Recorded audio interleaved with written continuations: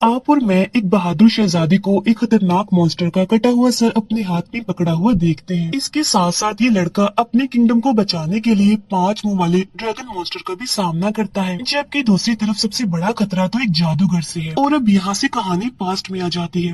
एक रात घने जंगल में एक जादूगर जिसका नाम लिजार होता है, वो एक मेडन यानी एक अनमैरिड लड़की को जंगल में लेकर आता है और उसके हाथ पांव को बांध देता है। वो जादूगर लिजार इस लड़की को यहाँ इसीलिए लाया था ताकि वो दो मोन्स की मिलने वाली रात को इस लड़की से शादी कर ले और फिर उनका जो बच्चा पैदा होगा वो सारे किंगडम्स को हरा देगा, जिसकी वजह से जादूगर लिजार पूरी दुनिया पर राज करेगा। और ये रात भी दो मोन्स की मिलने वाली रात थी और ये उसके लिए एक अच्छा मौका था। लेकिन तभी वहाँ पर एक किंगडम का प्रिंस पहुंच जाता है जिसका नाम फेबियस होता है और वो इस जादूगर को तीर मार कर उसे हरा देता है। फिर वो प्रिंस और उसके सारे सोल्जर्स उस मेडन को सही सलामत आजाद कर लेते हैं। इसके बाद हमें बताया जाता है कि ये कहानी 100 साल के बाद रिपीट होती है और अब सीन चेंज होकर आता है सीधा 100 साल के बाद, जहाँ पर हमें किंगडम दिखाया जाता है जहाँ पर किंग के दो बेटे होते हैं। एक का नाम होता है फेबियस और एक का नाम होता है थेडियस। फेबियस वही जिसने लिजार को हराया था और यहाँ पर हम फेबियस के बारे में और ज्यादा जानते हैं। फेबियस गुड लुकिंग होने के साथ साथ एक काफी बहादुर प्रिंस है क्योंकि उसने बहुत सारी वॉर्स जीती है। लेकिन इसके मुकाबले में उसका भाई वैसा नहीं होता जैसा कि फेबियस होता है, वो उसकी बिल्कुल ऑपोजिट होता है। इसीलिए सभी लोग फेबियस को काफी पसंद करते हैं लेकिन थेडियस को कोई पसंद नहीं करता। यहाँ तक कि किंग भी उससे बहुत नालायक समझते हैं और वो समझते हैं कि वो तो बिल्कुल बेकार इंसान है। एक दिन हम देखते हैं कि फेबियस अपनी एक और जंग जीत कर किंगडम वापिस आता है। असल में यहाँ पर फेबियस ने किसी और को नहीं बल्कि जादूगर लिजार को हराया होता है और वो जादूगर के एक साथी का सर भी काट कर अपने साथ सबूत के तौर पर लाया होता है। यहाँ पर जादूगर लिजार की उसे डिफीट की बात हो रही है जिसे हमने मूवी के स्टार्ट में भी देखा था। फिर फेबियस वो कटा हुआ सर सबको दिखाता है क्योंकि लिजार उनका बहुत पुराना दुश्मन भी होता है और वो हमेशा ही उनके किंगडम को नुकसान पहुँचाने में लगा होता है। और फेबियस की इस बहादुरी पर सब लोग उसकी बहुत तारीफ करते हैं। दूसरी तरफ थेडियस को किंग ने जो काम दिया होता है वो उसमें कामयाब नहीं होता, इसी वजह से वो काफी अपसेट होता है। फिर फेबियस वहाँ पर मौजूद लोगों को स्पीच देता है। इन सब चीजों से थेडियस को थोड़ा बुरा भी फील होता है। अब यहाँ पर फेबियस उस मेडन को भी अपने साथ लाया होता है जिसे कि उसने बचाया था। वो मेडन बहुत खूबसूरत होती है। फेबियस उसे अपने फादर यानी किंग से भी मिलवाता है और फेबियस उसकी बातों से काफी इम्प्रेस होकर उसे पसंद करने लगता है। इसी वजह से वो उसे शादी के लिए प्रपोज कर देता है। खाने के दौरान फेबियस थेडियस की भी काफी तारीफ करता है। वो उसे काफी मोटिवेट भी करता है कि तुम जो चाहो कर सकते हो, तुम्हारे अंदर भी वो एबिलिटीज पाई जाती है जो मेरे अंदर है। अगले दिन थेडियस फेबियस की एक नाइट की बातों को सुन लेता है जो कह रहा था कि थेडियस बहुत ही बुज़दिल और बेकार इंसान है, साथ साथ वो बेवकूफ भी है और वो ये डिजर्व ही नहीं करता कि वो किंग बने, वो किंग बनने के लायक है ही नहीं। ये सुनकर थेडियस को और ज्यादा बुरा लगता है और उसे काफी गुस्सा भी आता है। इसीलिए वो नाराज होकर पैलेस से चला जाता है। उधर पैलेस में फेबियस की शादी का फंक्शन चल रहा होता है जहाँ पर फेबियस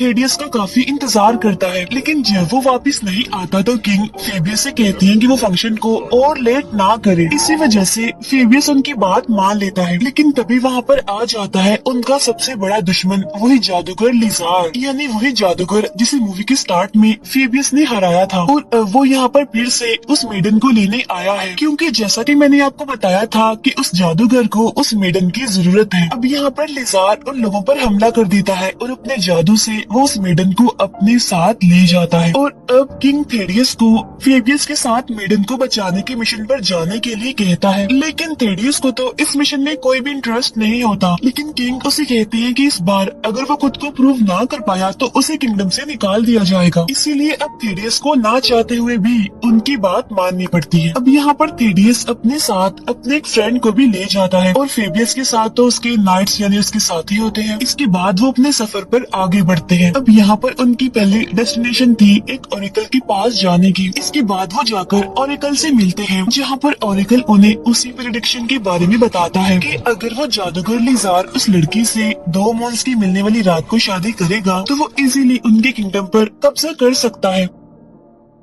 तब फेबियस उससे पूछता है तो फिर अब हमें क्या करना चाहिए। तब वो ओरेकल उन्हें एक मैजिकल ब्लेड के बारे में बताता है जो कि एक यूनिकॉर्न की हॉर्न यानी सींग से बना होता है। उसकी हेल्प से वो लिजार को इजीली हरा सकते हैं, लेकिन उस ब्लेड को ढूंढना आसान नहीं है क्योंकि उसको एक बहुत ही खतरनाक जगह पर छुपाया हुआ है। इसीलिए उन्हें काफी ध्यान रखकर काफी संभल कर वहाँ पर जाना होगा। साथ ही साथ वो ओरेकल उन्हें एक मैजिकल कंपास भी देता है जो कि उन लोगों को उस जगह तक ले जाने में उनकी मदद करेगा। एनीवे, वो सब लोग वहाँ से निकलकर आगे बढ़ते हैं। काफी दूर जाने के बाद वो एक जगह पर कैंप लगाते हैं, लेकिन तभी हम देखते हैं कि फेबियस के आदमियों में से एक बूढ़ा आदमी भी है जो कि उन लोगों से छुपकर एक जगह पर कुछ स्पेल्स को पढ़ने लगता है, जिसकी वजह से वहाँ पर एक आदमी का शैडो बन जाता है। और ये शैडो किसी और का नहीं बल्कि उसी जादूगर लिजार का था। यानी इसका मतलब ये है कि ये बूढ़ा आदमी यानी जो कि फेबियस का साथी है वो असल में लिजार के लिए काम करता है, उसके साथ मिला हुआ है और वो लिजार को अपना मास्टर कहता है। यहाँ पर लिजार उस बूढ़े आदमी को ऑर्डर देता है कि तुम फेबियस को जल्दी से मेरे पास ले आओ ताकि वो भी तो ये देखे कि मैं उसकी होने वाली वाइफ के साथ क्या करने वाला हूँ। अब ये सब कुछ वहाँ पर खड़ा हुआ थेडियस का फ्रेंड सुन भी लेता है और देख भी लेता है। इसीलिए वो उन दोनों भाइयों यानी फेबियस और थेडियस को इस बारे में जाकर बताता है। लेकिन वो बूढ़ा आदमी फेबियस का खास आदमी था, इसीलिए फेबियस उस पर बहुत बिलीव करता था। इसीलिए फेबियस खुद उसके पास जाकर उसे मिलता है और इस बारे में पूछता है। लेकिन यहाँ पर वो बूढ़ा आदमी भी इस बात से इनकार नहीं करता और कहता है कि मैं लिजार के लिए काम करता हूँ क्योंकि वो तो मेरा मास्टर है। फिर वो उन लोगों को अपने मैजिक से डिस्ट्रैक्ट करके वहाँ से भाग जाता है। लेकिन यहाँ पर थेडियस का फ्रेंड उसे पकड़ लेता है और वो लोग उसे कैंप में ले आते हैं। अब कैंप में आने के बाद फेबियस को एक और शॉकिंग बात पता चलती है कि उसका राइट हैंड यानी जो कि उसका एक वफादार आदमी था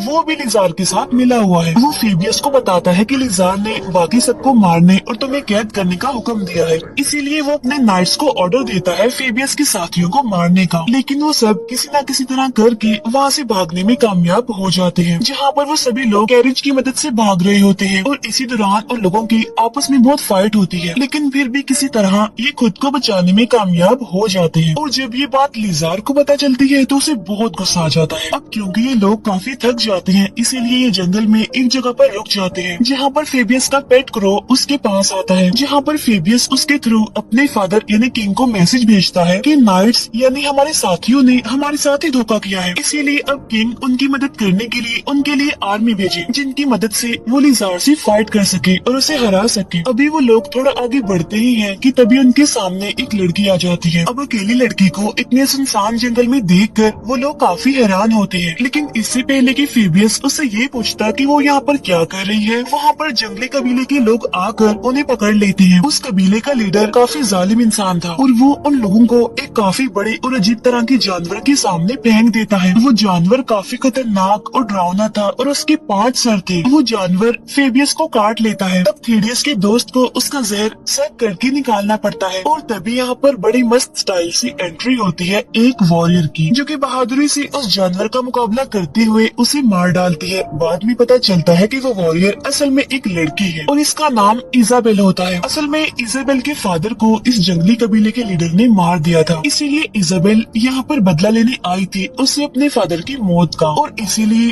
वो उस लीडर को मार डालती है और इस तरह से उन लोगों की जान बच जाती है और वो लोग अपने सफर पर आगे बढ़ते हैं। अब यहाँ पर उन्हें पता चलता है कि इजाबेल को उस मैजिकल ब्लेड तक पहुँचने का रास्ता पता है, जिसके बारे में ओरेकल ने उन्हें बताया था। इसी वजह से इजाबेल उनकी मदद करने के लिए तैयार हो जाती है। यहीं पर हम नोटिस करते हैं कि थेडियस इजाबेल की तरफ अट्रैक्ट होने लगता है और रात के टाइम थेडियस का दोस्त और फेबियस जब कहीं पर जाते हैं तो उन दोनों यानी थेडियस और इजाबेल में बातें होने लगती हैं, जहाँ पर थेडियस इजाबेल को अपने सफर के बारे में बताता है। अब बातों ही बातों में वो उसे उस कंपास के बारे में भी बता देता है। नेक्स्ट मॉर्निंग जब फेबियस वापस आता है तो वो देखता है कि थेडियस तो सो रहा है और ढूंढने पर उसे वो कंपास नहीं मिलता। इसके बारे में वो थेडियस से पूछता है, लेकिन थेडियस को कंपास का पता ही नहीं होता। साथ साथ इजाबेल भी वहाँ से गायब थी। अब फेबियस थेडियस की इस बेवकूफी की वजह से काफी गुस्सा होता है और काफी डिसअपॉइंट भी, लेकिन वो इस बात को भुलाकर आगे बढ़ने का फैसला करता है और बड़ी मुश्किल से इतना लंबा सफर तय करने के बाद फाइनली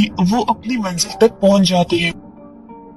अब फेबियस थेडियस और उसके दोस्त को वहीं पर रुकने का कहकर अकेला ही मैजिकल ब्लेड यानी स्वॉर्ड को ढूंढने के लिए चला जाता है। वही एक बार में थेडियस को इजाबेल मिल जाती है, इसीलिए वो उसे रोककर कंपास के बारे में पूछता है, लेकिन इजाबेल उसे कंपास देने के लिए नहीं मानती और इनकार कर देती है और इसी बहस को लेकर उन दोनों के बीच फाइट होने लगती है, जिसमें कि इजाबेल थेडियस को बड़ी आराम से ही बड़ी आसानी से ही हरा देती है। उधर फेबियस को उसके अपने ही नाइट्स जिन्होंने उसे धोखा दिया था वो पकड़ लेते हैं और उसे मारने लगते हैं। तभी इजाबेल से मार खाने के बाद थेडियस वहाँ से बाहर आता है। तभी थेडियस का दोस्त उसे कंपास दिखाते हुए कहता है कि फाइट के दौरान मैंने इजाबेल से कंपास चुरा लिया था। अभी वो लोग इस बात से खुश हो ही रहे होते हैं कि तभी वो देखते हैं कि नाइट्स फेबियस को अपने साथ ले जा रहे हैं और वो लोग ये सोचने लगते हैं कि उन्हें करना क्या चाहिए। जैसे ही सुबह होती है वो लोग आगे बढ़ते हैं, लेकिन तभी रास्ते में उनके सामने इजाबेल आ जाती है। वो उन्हें तलवार दिखाकर उनसे कंपास वापस मांगती है। तभी यहाँ पर थेडियस उसे अपने भाई फेबियस के बारे में बताता है कि उसे नाइट्स उठा कर ले गए हैं, इसीलिए इजाबेल उनकी हेल्प करने के लिए राजी हो जाती है। इसके बाद वो उन्हें अपने साथ एक केव में ले जाती है, जहाँ पर कंपास की हेल्प से वो लोग अंदर चले जाते हैं, जहाँ पर उनका सामना एक खतरनाक क्रिएचर से होता है जो कि उनके पीछे पड़ जाता है, उनके पीछे भागने लगता है। तब उससे बचने की कोशिश में वो तीनों एक दूसरे से अलग अलग हो जाते हैं। तब भागते भागते थेडियस उस जगह पर पहुंच जाता है जहाँ पर वो मैजिकल ब्लेड थी, यानी कि जो यूनिकॉर्न के हॉर्न से बनी हुई थी। तब थेडियस उस मैजिकल ब्लेड यानी उस स्वॉर्ड को बाहर निकाल लेता है, लेकिन तभी उस स्वॉर्ड की प्रोटेक्टर जाग जाती है, जिसकी बहुत सारी आंखें होती हैं। वो कहती है कि इस स्वॉर्ड को सिर्फ प्रो हीरो ही लेकर जा सकता है, लेकिन थेडियस खुद को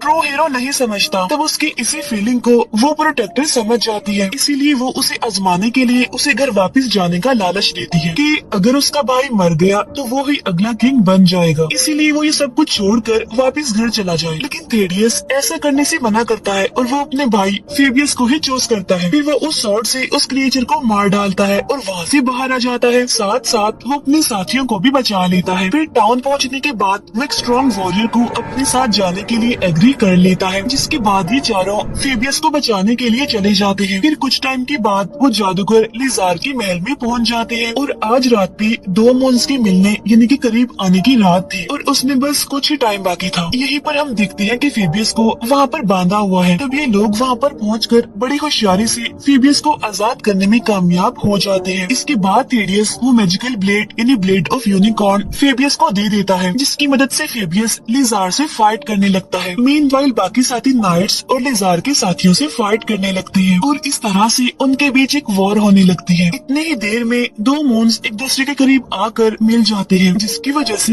लिजार की पावर्स और ज्यादा स्ट्रॉन्ग हो जाती है। लेकिन तभी फेबियस बड़ी समझदारी से ब्लेड ऑफ यूनिकॉर्न की मदद से लिजार को जान से मार देता है और इस तरह से वो उस मेडन यानी फेबियस की होने वाली वाइफ को बचाने में कामयाब हो जाते हैं। अब सब कुछ खत्म होने के बाद इजाबेल के भी वापस जाने का टाइम हो जाता है, इसीलिए थेडियस बहुत उदास था। इजाबेल भी उसे कहती है कि मैं भी हमेशा तुम्हें याद रखूंगी, कभी भी नहीं भूलूंगी। इसके बाद दोनों हीरोज यानी फेबियस और थेडियस वापस अपने किंगडम आ जाते हैं और पूरा किंगडम उनके जीतने पर उनकी वापसी पर खुशियाँ मना रहा था। साथ साथ वो खुद भी काफी खुश थे। किंग भी थेडियस की बहादुरी पर काफी खुश थे कि उसने खुद को प्रूव करके दिखा दिया है और थेडियस भी बहुत ज्यादा खुश था। इसके बाद फेबियस और उस मेडन की शादी हो जाती है। फिर कुछ दिन बाद थेडियस जब रात को अपने रूम में अकेला होता है तब उसे वहाँ पर किसी की प्रेजेंस का एहसास होता है, जो कि और कोई नहीं बल्कि इजाबेल होती है। वो थेडियस को बताती है कि मैं आज तक तुम्हें नहीं भूली और मैंने तुम्हारे बारे में सोचना भी कभी नहीं छोड़ा। थेडियस भी उसे वहाँ पर पाकर बहुत खुश होता है। यहाँ पर इजाबेल थेडियस को अपने कर्ज के बारे में बताती है कि मुझे एक विच ने कर्ज दिया हुआ है कि मैं किसी के साथ भी रिलेशनशिप में नहीं आ सकती और उस विच को मार कर ही हम दोनों एक हो सकते हैं। अब इजाबेल अकेले भी उस विच को मार सकती है, लेकिन वो चाहती है कि थेडियस भी उसके साथ चले। तब थेडियस उसके साथ जाने के लिए एग्री हो जाता है। इसके बाद उनका सफर शुरू होता है और इसी के साथ ही ये मूवी यहीं पर एंड हो जाती है।